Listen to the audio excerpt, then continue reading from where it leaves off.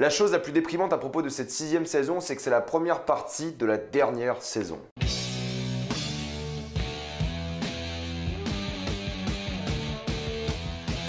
BoJack Horseman, saison 6, partie 1.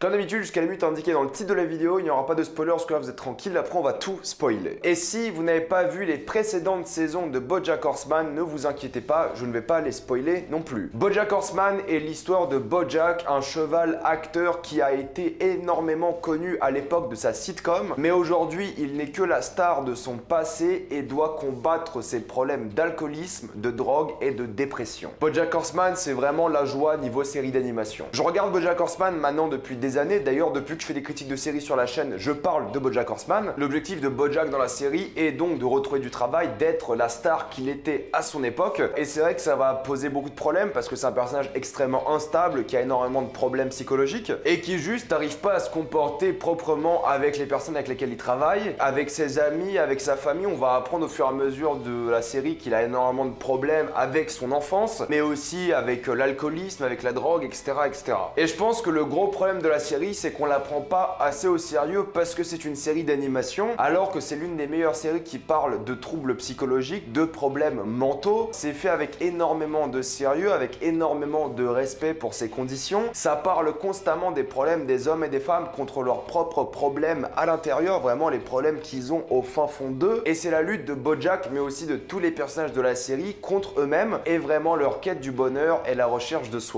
Et le truc le plus intéressant, c'est que ça se passe à Los Angeles, plus principalement à Hollywood, et ils en profitent pour faire énormément de critiques du système hollywoodien. Ça a été fait énormément durant les précédentes saisons, et ça revient ici dans cette saison 6. Il y a par exemple une grève d'un certain type de travailleurs qui va causer une grosse panique à Hollywood, et la satire d'Hollywood est très présente parce que cette grève-là va rendre une sorte de monde presque apocalyptique où Los Angeles ne peut absolument pas fonctionner. C'est à peu près une grosse caricature de toute cette vie libérale, hollywoodienne, drogue et rock'n'roll, les médias qui font n'importe quoi, les PDG qui font ce qu'ils veulent, etc. Et ça revient énormément dans cette saison. Il y a par exemple une critique des conglomérats dans cette saison. Par exemple, un gros conglomérat que vous connaissez, c'est Disney. Et ça va un peu critiquer le royaume, bon, principalement Disney, mais de toutes les autres entreprises qui rachètent de plus petites entreprises pour accéder à une intégration verticale la plus pertinente possible. D'ailleurs, je trouve qu'ils ont très bien expliqué ce que c'est l'intégration verticale. Grosso modo, c'est contrôler tous les moyens de production, de la production aux ventes. Un exemple d'entreprise qui fait beaucoup d'intégration verticale, c'est Tesla. Ils fabriquent et vendent tout ce qu'ils ont besoin pour construire les voitures Tesla. Pas tout exactement, mais la majorité des choses. En général, une entreprise, ça achète des composants et ça les fabrique, et ensuite ça demande à quelqu'un de les vendre, ou alors ça les vend eux-mêmes. Et ça va un peu critiquer cette idée-là dans cette saison, c'est qu'il y a plein d'entreprises qui vont dire voilà, on va tout acheter, on va tout contrôler, on va devenir plus puissant que des États, des gouvernements, etc.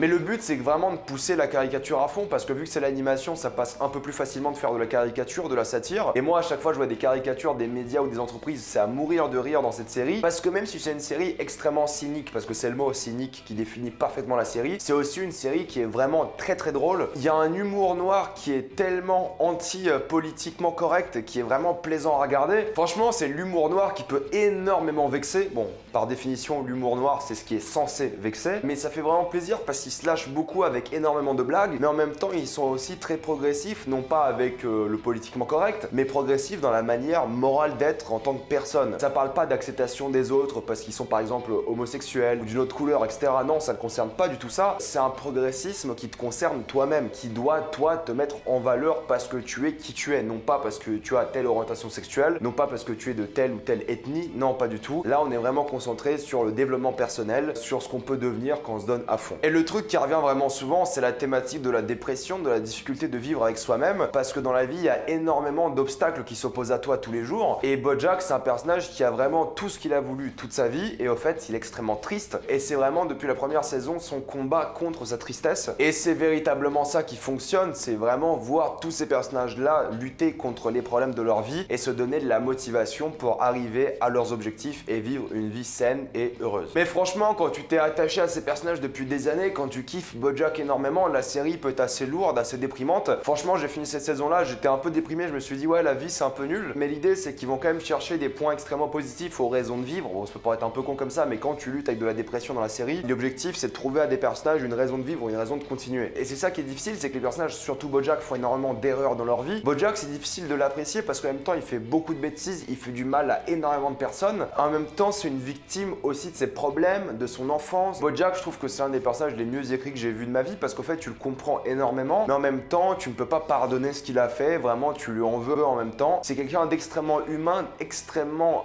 inégal dans ce qu'il fait, dans ce qu'il ressent, et c'est pas quelqu'un qui est parfaitement bon. Et tous ces personnages là ils ont vraiment des vrais défauts, mais aussi des vraies qualités qui les rendent extrêmement humains. C'est toujours bien de voir des personnages d'animation, surtout qui sont écrits de manière extrêmement humaine. Et le plus drôle dans tout ça, c'est que la majorité des personnages ne sont même pas des humains, mais des animaux. En plus de ça, la critique hollywoodienne des agents, des assistants, des conditions de travail, de l'alcoolisme à Hollywood, etc., ça revient extrêmement souvent. Hollywood est vraiment passé au crible dans cette série, surtout en montrant l'évolution du personnage de Bojack contrasté à ses flashbacks, parce que quand il avait des flashbacks, c'était une personne bien plus horrible et tu vois un peu l'Hollywood de l'époque. Et en même temps, ça va aussi se permettre de parler de la maternité, à quel point c'est difficile d'être une mère célibataire. On se concentre aussi énormément sur la stigmatisation de la maladie mentale, en critiquant aussi les centres de réhabilitation pour personnes avec difficultés. Toutes les campagnes de désintox sont vraiment énormément critiquées dans la série, tout en disant qu'elles peuvent vraiment aider. Et on revient toujours à la même chose, c'est la recherche de soi. Alors oui, ça parle de plein de thématiques vraiment super intéressantes et c'est vraiment la force principale de la série, mais il ne faut pas oublier que la série est donc très drôle. Il y a un humour assez absurde qui vient contraster les moments les plus dramatiques et les plus déprimants de la série. Moi, l'épisode 4, j'étais vraiment mort de rire durant tout l'épisode, j'ai trouvé ça absolument génial. Et en même temps, t'as l'épisode 7 par exemple qui va te laisser un énorme sourire sur ton visage, qui sera vraiment l'un des épisodes les plus touchants je trouve. Et l'épisode 8 est vraiment un épisode extrêmement particulier parce qu'ils le font souvent dans Bojack d'ailleurs. Juste, ils jouent avec tes attentes de l'épisode et tu regardes un épisode de fin de saison en théorie, du moins de fin de première partie de saison. Et au fait, c'est un énorme cliffhanger mais sans quelque chose de bien précis et on en reparlera en spoiler. Donc ils essayent plein de trucs vraiment intéressants. Il y avait un épisode dans la précédente saison qui n'était qu'un seul et simple monologue qui était vraiment super touchant aussi. Donc voilà, niveau artistique, il se renouvelle perpétuellement et c'est une série qui, durant ces 6 saisons, n'a jamais baissé en qualité. Ça a été constant, voire crescendo. Moi, les premières saisons, je dois avouer que j'avais un peu de mal, j'avais difficilement accroché au délire, mais après, ça s'est lancé et c'est l'une de mes séries préférées. Et encore une fois, cette saison 6 a maintenu la qualité des précédentes saisons et est toujours aussi bien. Entre les nombreux acteurs de la série, moi, je trouve que Will Arnett, il est absolument grandiose en tant que Bojack. Il y a aussi Alison Brie, Aaron Paul, évidemment, même J.K. Simmons. Enfin bref, c'est vraiment une série qui a vraiment un casting absolument génial, qui s'implique à fond. Et en plus de ça, pour une série d'animation, vu que c'est de l'animation, ils se permettent de faire plein de choses au niveau de la mise en scène. Il n'y a aucune contrainte réelle ou logistique comme dans la vraie vie. Du coup, ils se permettent de faire plein de mises en scène super touchantes. Ils utilisent extrêmement bien les outils de l'animation et c'est un plaisir à voir. Le générique, c'est un excellent exemple dans cette saison 6 parce que le générique est complètement différent et il représente parfaitement la psyché de Bojack. Et j'adore aussi énormément les chansons choisies pour la série. Elles ont un vrai impact émotionnel, elles sont vraiment très poignantes tout le long et elles participent énormément à la compréhension de ces personnages. Pour conclure, Bojack saison 6, partie 1, la partie 2 arrivera le 31 janvier 2020. C'est encore une fois génial, vraiment les personnages extrêmement bien écrits, l'humour extrêmement bien réussi parce qu'ils sont malins, ils jouent sur les codes du politiquement correct en même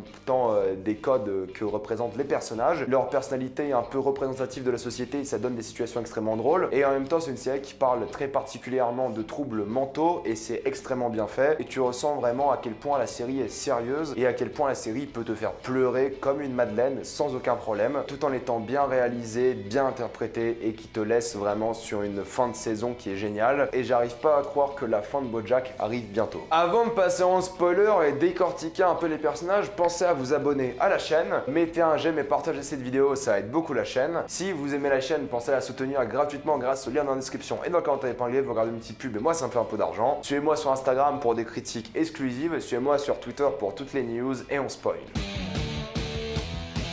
Est-ce que l'idée de la grève des assistants n'était pas géniale? À quel point c'est l'apocalypse parce que les assistants font grève, parce qu'ils commencent à avoir un syndicat et tout, parce qu'ils veulent juste se faire respecter? Absolument génial. C'est une idée qui est tellement drôle et qui joue encore une fois sur ces idées de la critique d'Hollywood, la critique encore une fois du capitalisme, où t'as Diane qui dit un truc tout bête. C'est quoi la différence entre le capitalisme et la méchanceté, des trucs comme ça? Ça critique énormément, vraiment, comme je l'ai dit, les conglomérats avec ce monsieur qui, de génération en génération, est devenu super riche et maintenant on peut même tuer parce que c'est dans la loi de pouvoir tuer tuer, les médias qui se font acheter, qui se font manipuler, le Sénat, la politique, la corruption, tout ça, ça a été extrêmement bien fait. On a enfin eu ce putain d'épisode crossover entre BoJack et Mr. Peanut Butter. 6 saisons de blagues à ce sujet et on l'a enfin eu. C'est très court, mais comme Peanut Butter, c'est très touchant. Et franchement, avoir l'épisode 8, dont on va reparler de la fin juste après, avoir un épisode qui conclut une saison comme ça, alors même que tu ne vois aucun personnage habituel, c'est très très fort. Il faut parler de Mr. Peanut Butter parce que j'ai trouvé son évolution très intéressante, dans le sens où au fait, il représente maintenant le visage de la dépression,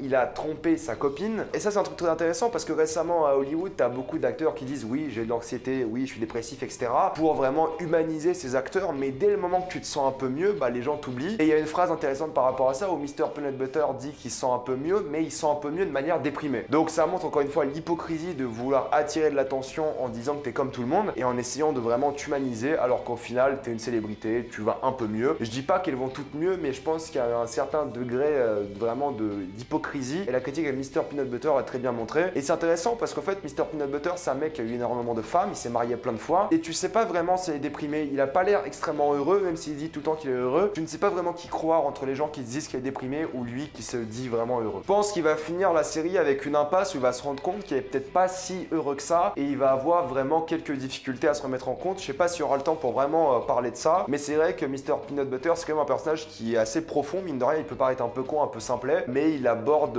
ses décisions dans la série de manière intelligente et c'est un personnage extrêmement humain vu la manière comment il gère son mariage et tu l'adores vraiment pour ça. J'ai vraiment kiffé Diane aussi cette saison parce qu'en fait elle est tout simplement en dépression pure et dure et sait pas si elle doit vivre à Los Angeles, à Chicago, elle sait pas ce qu'elle va écrire parce qu'elle a plus de travail, le travail qu'elle aimait tant là bah il a forcément disparu parce qu'elle s'est fait racheter. Mais vraiment elle est en dépression et ce qui l'a fait évoluer dans cette série c'est évidemment son nouveau copain, mais c'est aussi le fait qu'elle se dise qu'elle doit être aidée et qu'elle accepte de se faire aider et c'est vraiment le truc le plus important. Et j'ai vraiment adoré la voir grossir à la fin parce que ça veut dire qu'elle a pris ses médicaments, elle a compris qu'elle a besoin d'aide, peu importe les conséquences, peut-être ton physique n'est pas aussi important que ta santé mentale. Et vraiment c'est une femme qui a accompli beaucoup de choses dans cette série et qui est vraiment super attachante comme tout le monde, comme PC, Princesse Caroline, qui elle, j'ai adoré son épisode, l'un des tout premiers de la saison, où elle essaie de s'occuper de son gamin, aller au travail, où elle fait un burn-out total. Mais ce que j'ai adoré c'est voir les différentes instances de Caroline, ça fait énormément de bruit et en fait ça tape sur le système. Genre c'est désagréable et tu dis putain cette femme elle doit vivre des choses horribles. Mère célibataire, un travail où elle doit bosser je sais pas 70 heures, 80 heures semaine, pas de nounou convenable parce qu'elle est toujours en retard etc.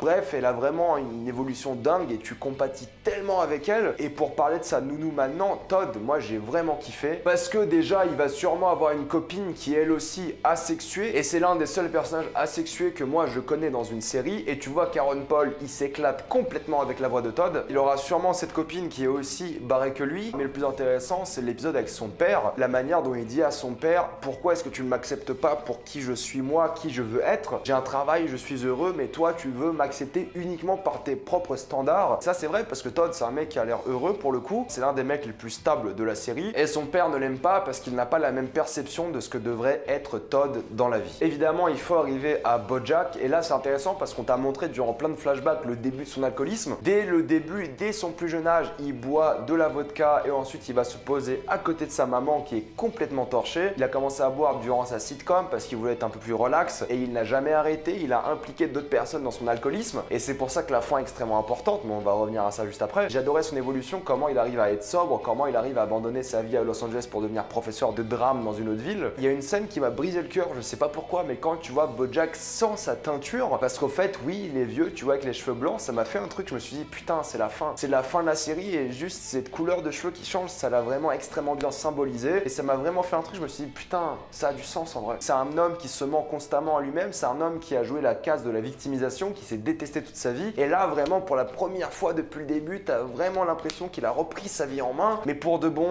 il est sobre, il se fait confiance, il change de vie, c'est génial et la manière dont il est arrivé à ce moment là, mais t'as envie de pleurer pour lui de bonheur. Et l'épisode 7, quand il arrive à faire tous ces changements dans sa vie, il arrive à se pardonner tout ce qu'il a fait et à vraiment avancer, t'es extrêmement heureux pour lui. Et franchement, tu kiffes de ouf parce qu'enfin il y est. Mais c'est là que la fin va le rattraper et c'est là que la vie, je pense, de BoJack Horseman ne sera pas la vie qu'il va avoir. Je ne sais pas comment la série va se finir. J'aimerais pas qu'elle se finisse avec un suicide de BoJack, mais genre pas du tout. Pour moi, la meilleure fin pour BoJack Horseman, c'est qu'il perde son statut de star, c'est qu'il soit vraiment détesté parce que là, son passé va le rattraper. Est-ce que vous avez reconnu à la fin de la soirée Peter? Peter, c'est Repeat Pete qui est dans la saison 2. C'est le copain de Maddie. Peut-être vous vous rappelez pas trop de Maddie, mais vous vous rappelez sûrement de Penny avec qui BoJack Horseman a failli coucher alors qu'elle a 17 ans. En plus, il lui précise très bien que c'est légal de coucher avec elle, mais en plus, il a des problèmes parce qu'il veut pas vraiment qu'il couche avec elle, parce qu'elle était pas prête et c'est pas ce qu'il voulait réellement, etc. Mais Maddie, c'est elle qui est tombée donc dans une sorte de coma à cause de BoJack Horseman parce que c'est BoJack qui lui achète une bouteille de rhum, je crois, je sais plus c'était quoi l'alcool. Et Pete était là, vous pouvez donc aller voir dans la saison 2. C'est le même personnage, sauf qu'ils ont été très malins, ils lui ont mis de la barbe et ça change un peu. À la fin, il y a donc deux choses qui se passent. Il y a cette histoire avec Pete qui va ressurgir et t'as l'histoire avec Sarah Lynn qui est encore une fois extrêmement importante pour BoJack et on va comprendre donc qu'il a laissé mourir Sarah Lynn. Sa vie va être complètement dévastée, je pense, et j'ai pas envie de voir ça parce qu'il est vraiment à un stade où il a presque sa rédemption et t'as envie qu'il y arrive, mais son passé va encore le rattraper et c'est grave triste. Je vais m'arrêter là pour cette critique de BoJack Horseman. De toute façon, la partie 2 va sortir, il y aura une nouvelle critique finale de la série. Mettez-moi dans les commentaires ce que vous avez pensé de cette saison. Avez-vous adoré, détesté, tout ça dans les commentaires. Pensez à vous abonner à la chaîne pour plus de vidéos. Mettez un j'aime et partagez cette vidéo, ça aide beaucoup la chaîne. Si vous aimez la chaîne, pensez à soutenir gratuitement grâce au lien dans la description et dans le commentaire épinglé. Vous regardez une petite pub ou vous faites un don et ça me fait un peu d'argent. Suivez-moi sur Instagram pour des critiques exclusives. Suivez-moi sur Twitter pour toutes les news et salut à tous.